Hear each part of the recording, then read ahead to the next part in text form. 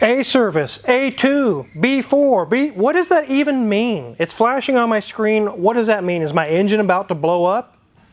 Let's find out. Let's get started.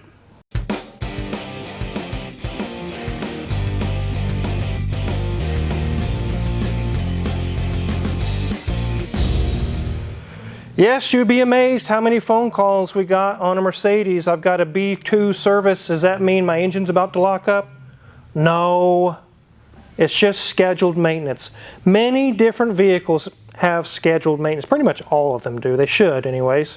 And it's usually in your owner's manual, which if you bought a used car, you probably don't have one, because it seems like every time a new car goes to the second owner, the owner's manual gets thrown in the trash. Why? I don't know. I don't know very many used cars I've ever purchased that actually still had the owner's manual. Anyways, it has nothing to do with today's video, but it's strange. Luckily, Google is your friend. You can always find the specifications and scheduled maintenance and things online. It's there for you. Today we're going to talk about this 2015 Mercedes C300, where Hoovie and several other people have mentioned C in the Mercedes model range stands for cheap class. This is the bottom of the barrel. This is the cheap. But now there's A class. It's even cheaper than this. But we're going to show today how if you do the scheduled maintenance and you follow all the routines just like this customer has, they can actually be a good car. This thing has a little over 150,000 miles on it and is still going strong. But it's starting to show its age, and we'll show you why here in a minute. But let's go and take a look around this thing. This customer is a business owner and they travel all over the place. You can see they have South Dakota tags, but they're here in Kansas, and they're frequently all over the country doing different things. That's why the miles are so high. The paint shows very well on this vehicle. It's got nice wheels. I think he's on his second or third set of tires, I'm not sure. But with all the miles he's putting on it, he definitely goes through the tires quick. As we go down the side, you can see a lot of C-classes this era, this age by now, are really roached out and trashed. This one isn't. It's actually been taken care of. It's very nice. Here we are at the back of the car. We do see some luggage has been pulled in and out, and you can see some little bit of some rough spots there on the bumper, but it's to be expected. This car gets used heavily. And down that side, equally as nice. Let's go ahead and hop under the hood and I'll go grab Grimes. So you've seen quite a few of these, haven't you? Yeah, I've worked on a fair share. Oh, and that brings to mind, our viewers always think you're perpetually on break all the time. But you're not. Yeah, you wish. Usually when we film, we send the guys to break so there's no banging, no noise, so you guys don't have to hear all that. So that's why I send him back to break after we're done filming. He can go enjoy some time while we finish up filming. And yes, it is a paid break. But back to the car, you've seen quite a few of the C-Class, haven't you? Yeah. This one's a W205 chassis. 205, huh? Mm-hmm. These can go downhill pretty fast when they're neglected and scheduled maintenance is just ignored. And they don't tolerate that very well, do they? Most Euro brands don't. Right. So, I mean, as long as you're keeping up on maintenance, they're just as reliable as the next car. Yeah. This one's got a little over 150,000 miles, like I told them, and runs like a top. But some things you found, we're going to show some things you found here on your inspection, starting to show its age. Yep. Let's go ahead and get the hood open. I love that I never have to open the hood. Yeah, I'll do that for you. Okay. Oh, I goofed.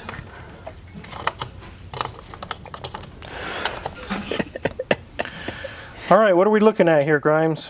So this is the M274. This is a direct injected turbocharged 4-cylinder. I think they make right around 250 horse, and they stuff these in quite a few vehicles after 2015. They're a decent engine. They do have a couple flaws. You know, as we go through it, I'll kind of point those out. One of the big ones that I see on these, right around 100,000 miles or so, is these front covers. From the factory, they coated the backside of these. For some reason, the sealant that they use doesn't stick. You pull the front cover off, replace the O-rings on these cam magnets, and then also reseal the cover, and you're good. You can see right down here, I don't know how well, but there's a little bit of oil residue there. These are starting to seep, but not nearly as bad as I've seen them. So we're starting to see a little bit of seepage, but it probably won't be much longer. It'll be time to do that repair on this. Yeah, I did notice it the last time this car was in, and you know, it wasn't too bad, and it hasn't really progressed so far. So Okay. we'll just keep an eye on it, and if it does get worse or it starts actively leaking, then you know, we'll recommend that. When this car showed up today, Grimes is actually like, didn't we just service that like a couple, 3 months ago? That's how many miles this guy puts on this car. So it is time for another service. I think it was an A service, wasn't it? Yeah, so this one's an A service. It's the regular 10,000 mile interval. He was actually, I think it was about 300 miles ahead on this one, but I'm sure he's going to do 300 miles in less than a day. Yeah. So what's the difference? A and B, there's A1, A4, B3. What are all these different services? So an A service is your regular 10,000 mile interval. You know, it's just an oil change, check all the fluids, top everything off, whatever. And if there's anything as far as the other maintenance, like a transmission service or something like that, then you know, you'd recommend that at the time. B service is the same as an A service, except you also do a brake fluid flush. So that's every 2 years, 20,000 miles, which is, you know, normal driving. This guy does quite a bit. And the cabin air filter. Cabin air filter. And then what about the transmission? When are those serviced pretty much? Those are usually between 60 and 80K. It depends on the vehicle, depends on the use, things like that. This one got done on time, so he's not quite due for that yet. Yeah, I typically tell people if they've gone over 130, 150,000 miles and they haven't yet done a transmission service, pretty much on any vehicle, they probably should just leave it alone. I've had issues where, maybe it's more on American cars, but like a 200,000 mile vehicle, it was doing okay. It's actually the friction material suspended in the fluid was keeping the thing going. And you drain all that and put fresh fluid in, now it starts slipping. That has happened. Yep. And, you know, it's kind of the general rule of thumb. You know, if you're super high mileage on these, so long as you're doing them, you know, fairly regularly, and all these are is just a drain and fill. Yeah. So there's no flush involved. Mercedes doesn't actually recommend it. So you drain and fill, replace the filter, and these 722.9 transmissions, they're near bulletproof. Right. They do have a couple issues. Speed sensors can fail, but as far as the mechanics of it, I think seen maybe 1 or 2 failures. Yeah. And it's incredibly rare. You have to really neglect them for that. Yeah, and there's been some neglected like that on the C classes. So this is, I mean, the engine doesn't look too hard to work on, but it's got quite a lot of lines and hoses and things crammed in there. There's your intercooler, charge cooler. Yep, these have a water to air charge cooler. There's the turbo over here. Yeah, honestly, once you get all of the ductwork and piping and everything off, these things are super easy to work on. Yeah, I thought the engine itself looked like it'd probably be fairly simple. There's a lot of room up front to do a belt or. And one of my favorite things about the way most Benz are designed is, you know, removing an engine on these is almost trivial. You know, of course, you're removing your coolant lines and any other stuff that's connected to the car, which is really minimal. The way they package these is great, but they pack the ECU, everything onto the engine so that you're removing this as an assembly, and there's only a couple wiring interfaces, so this unplugs, and then of course your starter and your alternator and, you know, whatever chassis grounds. But outside of that, these things come right out the top, and you know, they're a couple hours, if Very that, cool. to have these out and on the ground. So Let's get this thing up in the air and we can kind of go over some of the things you found that it's going to be needing here pretty soon. yeah.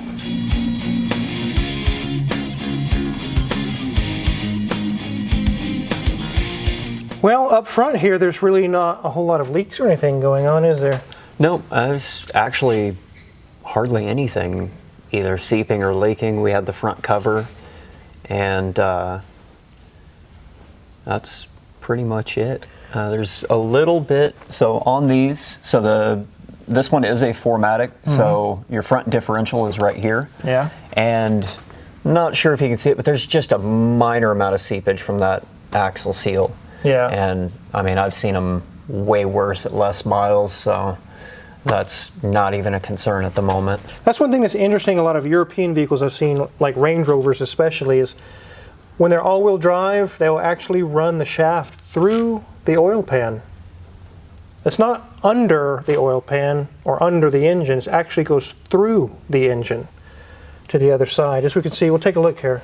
Yep. And they've got bearings that run or that sit inside the oil pan to support the axle shafts. Kind of interesting setup. Yep. As we can see here, electric power steering. No power steering fluid, no power steering pump. All electric. Very cool. So these front brakes looked okay to you, didn't they? Yeah, the front brakes have plenty of meat on them. One of the things I like to check, especially on these 4MATICs, I've seen one Mercedes with rear CV boot torn, but these, because the wheels turn, you know, they tend to wear out a lot faster, and I've seen those CVs fail. This one we actually just did those spring links on, which is a common problem on these. Yeah, the clunking noise. Squeaking. That's right. Yeah, this joint right here where the front strut attaches to will cause them to creak. Yeah. Yeah. And it's driven a lot of people mad, you know, trying to figure out where that's coming from. And once we finally figured it out, we started seeing them pretty constantly. So the front all looks good. Here's our transmission. It says fluid and filter at 122,000. So it's been done. Yep. That's good. We don't have to mess with that. Yeah, I'm suspecting he's keeping to a 60K interval, so. Everything looks good on the flex disc here. Looks okay. Yep, flex disc looked okay. I did also check the front drive shaft U-joints, which is another common problem in these 4MATICs. And once those start to go, they can be catastrophic. I've seen them let loose and break an oil pan or damage an engine block. So Everything else looked pretty good, but you said there was something back here, some things on the rear wheels that need to be done? Yep, I did notice a couple things. The rear pads, they're right about 3.5, 4 mils. So they're getting really close, and we'll advise them on that. But for right now, they're okay. The rotors look like they're in spec.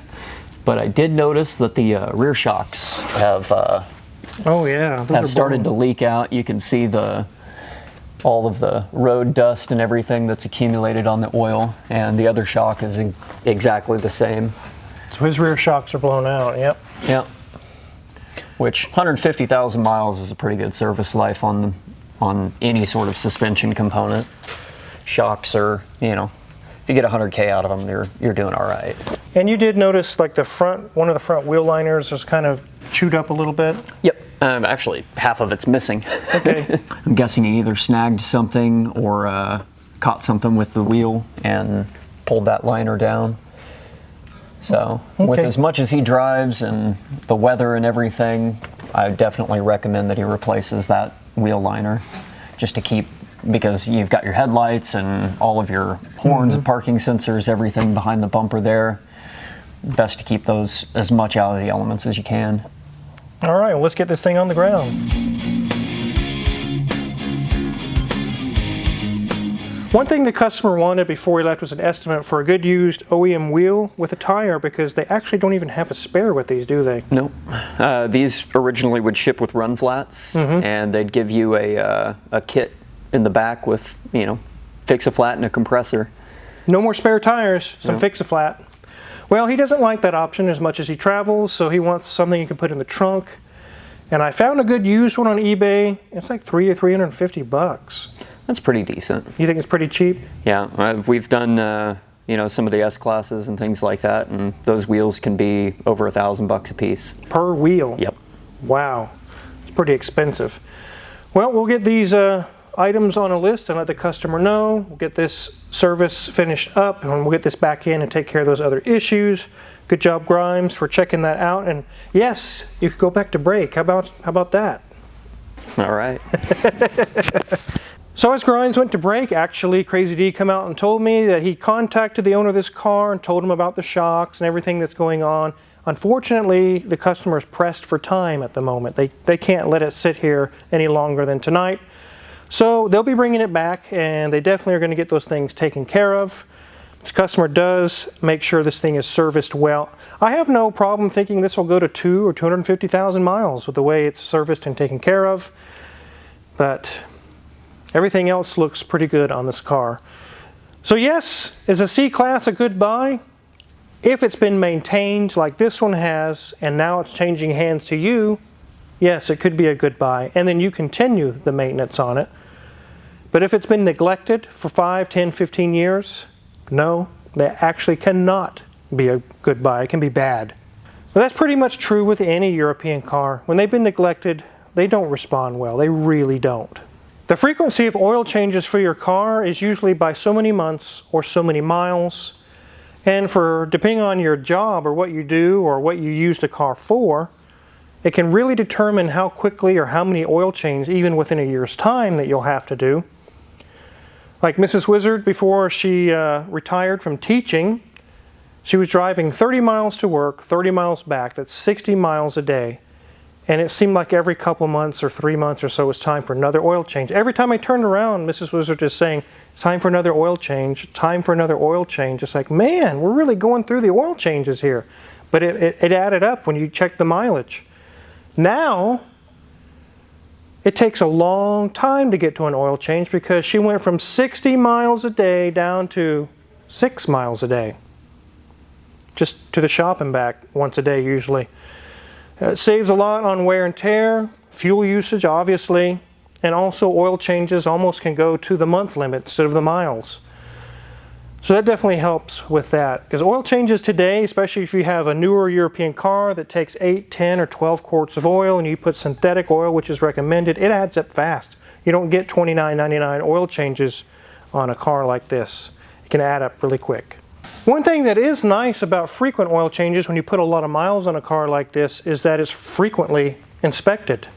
You catch things, it's like, hey, this is starting to leak, hey, it's just like the front plate that Grimes talked about on the engine here. You start to notice things, hey, next time you're around in a few months, let's look at addressing this or that.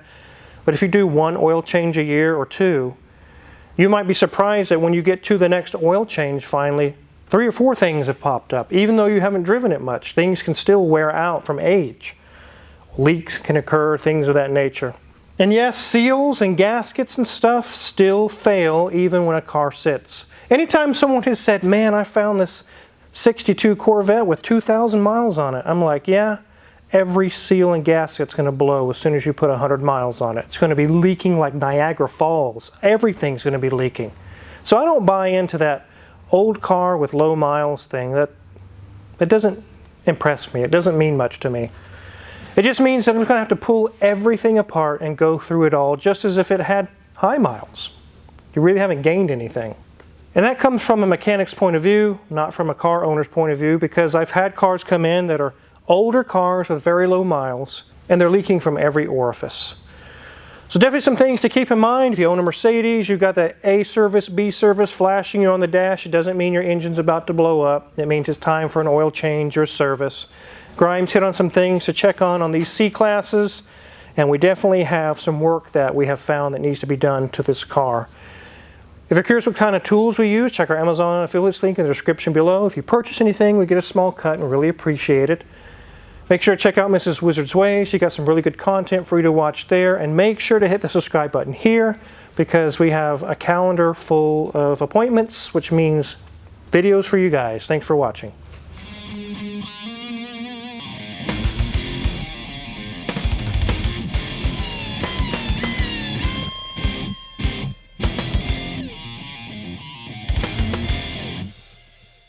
Bow, bow, bow.